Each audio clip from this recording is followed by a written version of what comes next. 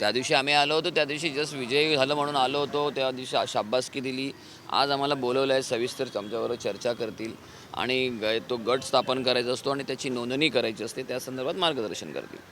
Sir Bihar भवन जे ते महाराष्ट्रात बनवलं जाणं आणखी मुंबईत बनवलं जाणार बिहारच्या कॅबिनेटमध्ये हा निर्णय झाला आणि आता जी महत्त्वाची एल्पिशन परिसराची जागा आहे त्या ठिकाणी ते बनवलं नाही नाही नाही, ते बिहार भवन वगैरे इथे काही बनवायला आम्ही देणार नाही. कारण महाराष्ट्रामध्ये एवढी शेतकऱ्यांवर एवढी अवकाळी संक्रांत आलेली आहे.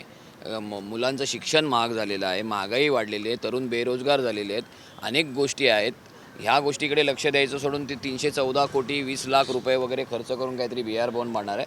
माझं म्हणणं असं आहे की त्यांना ते जे बिहारी लोक इथे उपचारासाठी येतात त्यांच्या राहण्याच्या आणि खाण्याच्या सोयीसाठी तुम्ही एवढा खर्च करण्यापेक्षा बिहारमध्येच तुम्ही एवढ्या मोठ्या पैसा वापरून तिकडेच तुम्ही का नाही उपचारासाठी हॉस्पिटल मोठं उभं करत?